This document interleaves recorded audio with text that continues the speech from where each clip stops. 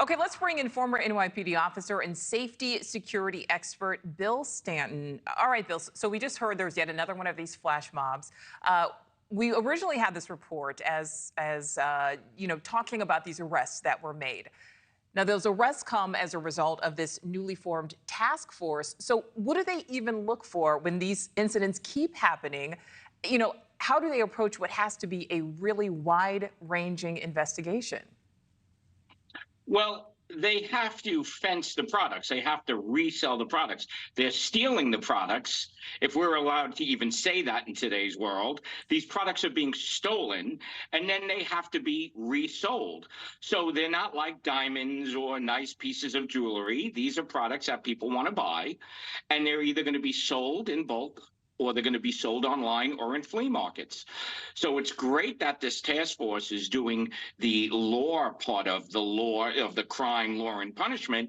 But what we're not seeing, as your reporter stated, we're not seeing any punishment. And you can have all the task force in the world, you can have cops doing their job, but unless there's punishment, it's just going to become an insidious catch-22 circle, and the one who pays the most are the law-abiding taxpayer citizen, who prices of products will go up, taxes will go up, insurance will go up, storefronts will close, and unemployment will rise. It's a horrible, always ends up circle. being, the taxpayer who ends up taking the brunt of things. Bill, as I take a look at this video here, it is so frustrating to watch this. I hate to watch it. I don't own any stores, so I'm not directly impacted by this, but obviously I'm part of the whole. It's so horrible to watch this. How do investigators prove that the items that they're seeing, like in these flea markets, for example, are actually the stolen goods? Well, it's not easy. We're not talking about like automobiles that have a VIN number. They have the point of purchase sale, and you could see if it was scanned in. But we're really going after a symptom, not the cause. It's like whack-a-mole.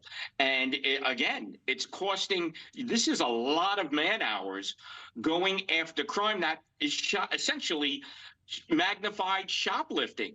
And I find it very doubtful anyone is going to do anything serious.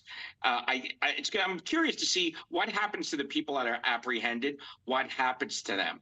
I mean, they're calling it, certain segments are calling it restorative justice, letting folks out. I guess the new term is called restorative shopping, meaning you go to a store, you take something, and you don't have to pay for it.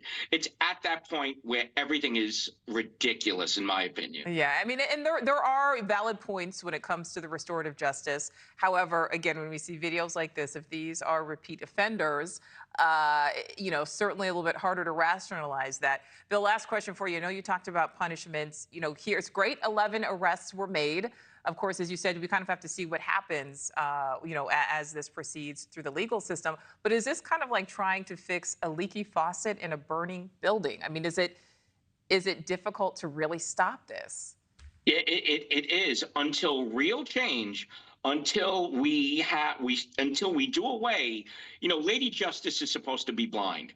It seems we have activist prosecutors and judges, conveniently turning the other cheek with labels. Law should be applied to everyone. If you take something from someone illegally, that is a crime that should be prosecuted, and a price should be paid for that crime. That's right. Don't take things that do not belong to you. Very simple. All right, Bill Stanton, thank you so much. Thank you for watching. Go to newsnationnow.com to find News Nation on your television provider. And don't forget to click the red subscribe button below to get more of News Nation's fact-driven, unbiased coverage.